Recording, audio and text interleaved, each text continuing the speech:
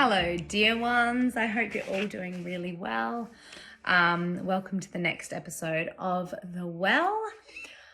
Today, I thought I would talk a little bit about some of the things that I have been sitting with recently.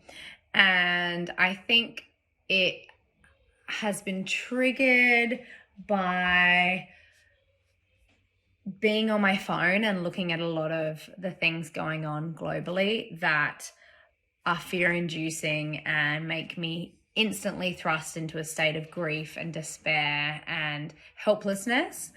I have been feeling really overwhelmed by a lot of the imagery I've been seeing with the conflict in the Ukraine-Russia conflict.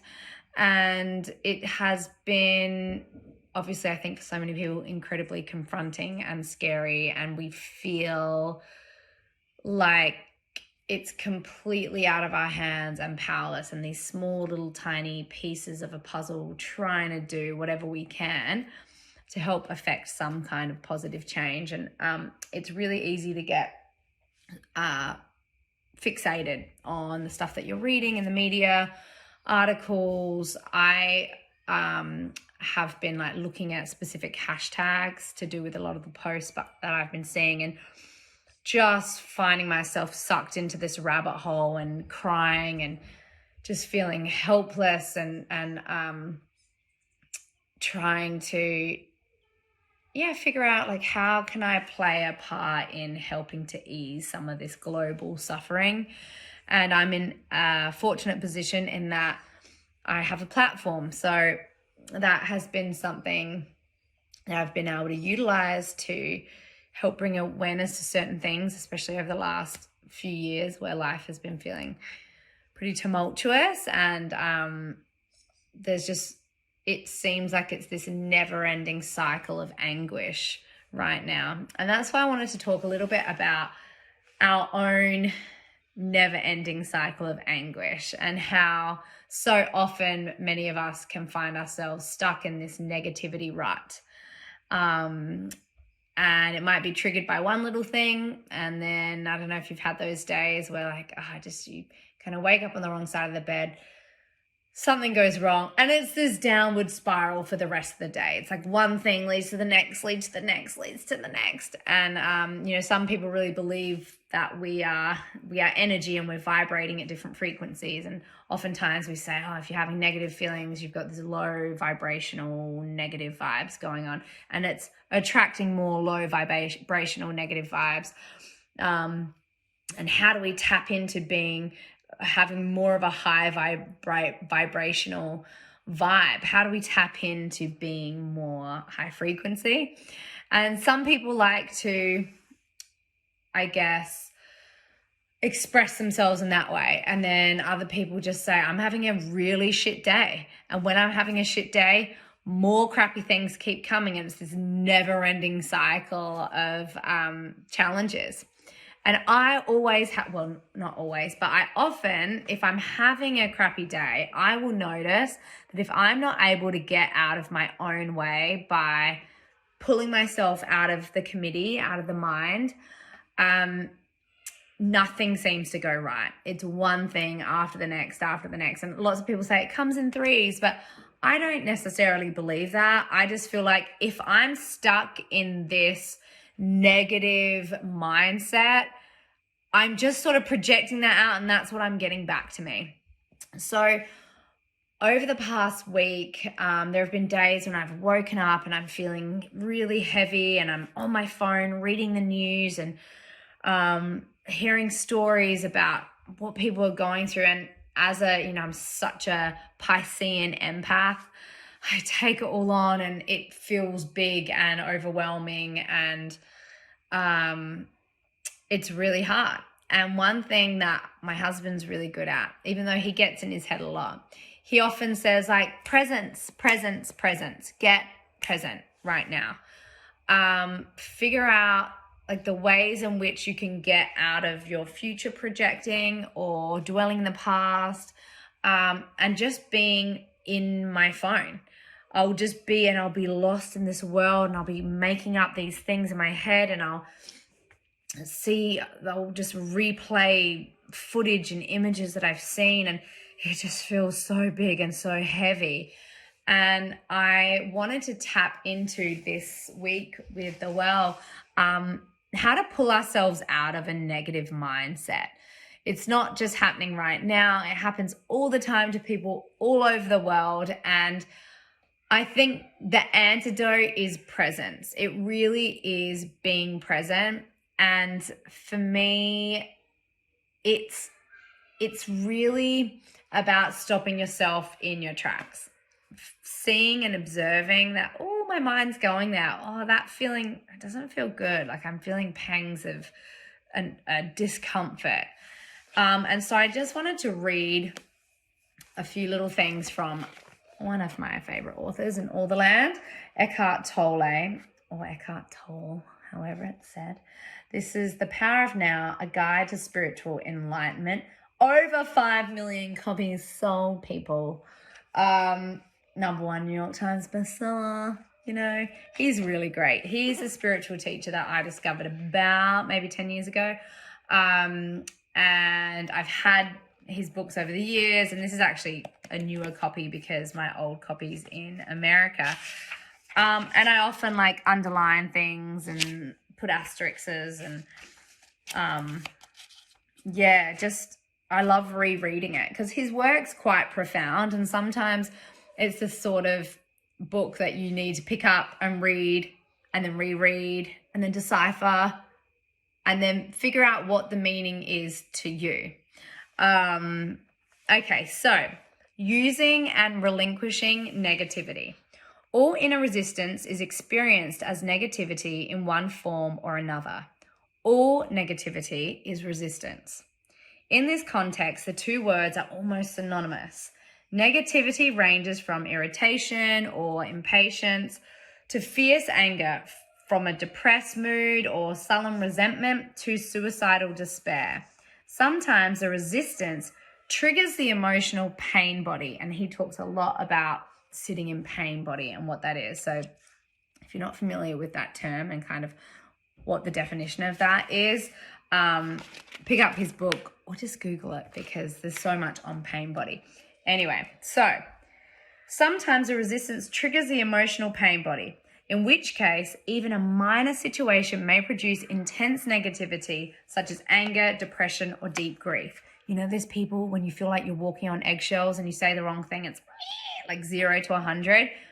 I think this is what he's talking about. The ego believes that through negativity, it can manipulate reality and get what it wants. It believes that through it, it can attract a desirable condition or dissolve an undesirable one. A Course in Miracles, another amazing book, rightly points out that whenever you are unhappy, there is the unconscious belief that the unhappiness buys you what you want. If you, the mind, did not believe that unhappiness works, then why would you create it? The fact is, of course, that negativity does not work. Instead of attracting a desirable condition, it stops it from arising. Instead of dissolving an undesirable one, it keeps it in place. Its only useful function is that it strengthens the ego, and that is why the ego loves it. So sometimes, you know, when we attract the dark feelings and like, there's something about it that you kind of wallow in the sadness. And I am definitely prone to doing that. When something feels bad, I can jump from that bad feeling to the next bad feeling. And then that aspect of my life feels harder. I will say that I've worked on that so much that it's more of a rarity to do that, because I just know that the negativity ultimately doesn't serve me and gets in my way.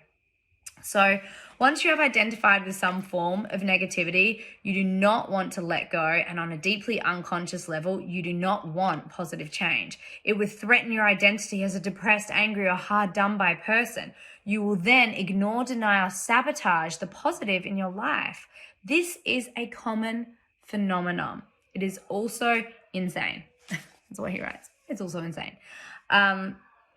Do you have those people in your life? Like, I know a number of people where it's like whenever you catch up with them, like, oh, everything's tough and hard and but that is so wrapped up in identity, like, oh gosh, everything's just been really challenging. And it's like very hard for people like that to break the cycle of like that's their narrative, and maybe it's because it just feels more comfortable in that place, and they sabotage the light. They sabotage and I've actually been in relationships with people like this.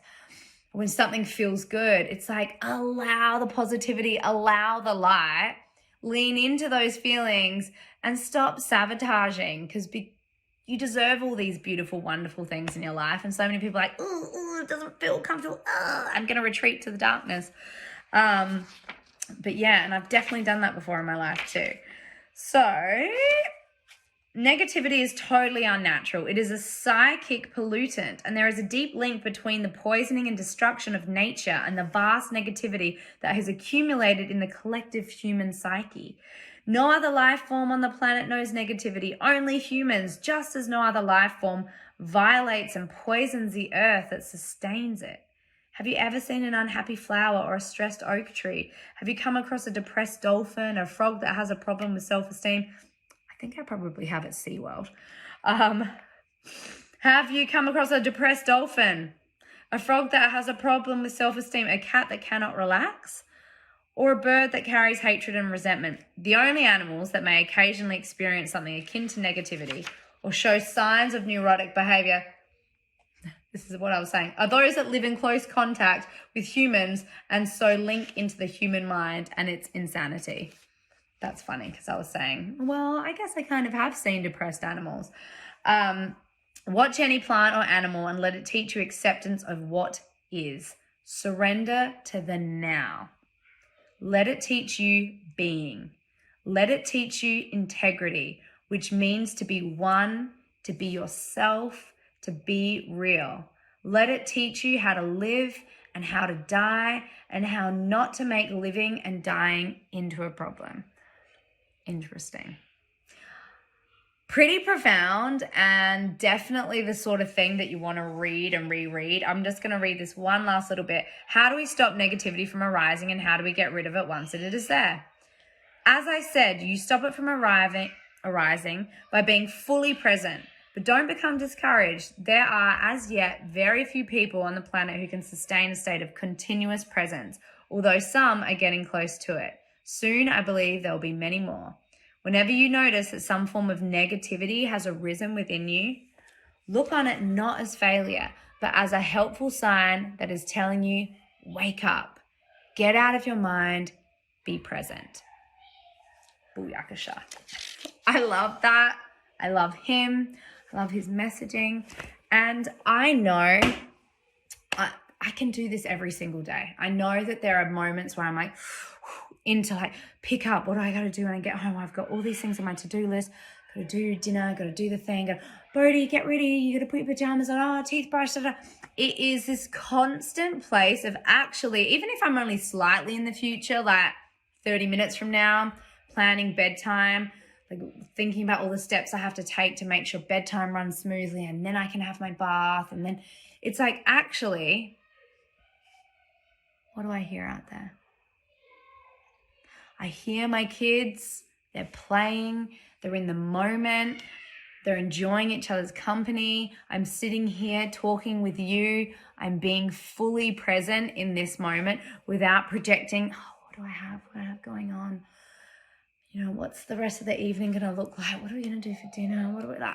Just being present, to me, feels so healing, and it makes time feel like it slows right down. And it happened just for a little millisecond today, maybe a bit longer than a millisecond. I was in the car with Poet, and I was checking something on my phone, and she was telling something to me about, she wanted to eat a burger, and I was like, all right, this is how I get home. It's going to take me 30 minutes. And I was like, oh, hang on. Put the phone down. Looked at her and I was like, tell me, how was your day? Talk to me. And we had such a beautiful, and I looked her in her eyes and she looked me in my eyes, and we had this beautiful moment together. And all I felt was love and presence and togetherness, and all my worries and feelings that I've had, looking at the news and reading things that sort of dissipated, and all I could be is sit in a place of love. And it was just so beautiful. I hop in the car and my mind starts to wander again, but it's about the surrendering to that feeling, understanding that it comes up, and just the gentle return. We go and then we return to presence. I just think it's a beautiful life lesson. It always serves me. I feel my very best when I'm trying to return to that place. And I think it could be really helpful to people right now, because I know I'm not the only one feeling like this. I know there's a lot of heaviness going on right now. We feel helpless.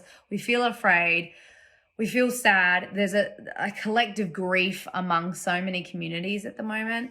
The floods, everything going on in Australia. And I just think there's just such an energy of, it's relentless. It feels hard. So my antidote, and the thing that feels really healing in these moments, is like being love, leading with compassion, and just being as present as possible. All right, guys, that's it from me. I'm going to go be present with my kids right now. Sounds like they're having some mischief, getting up to mischief out there. Lots of giggles. So I'm going to go join them. But lots of love, and I will see you for the next well. Mwah. Bye.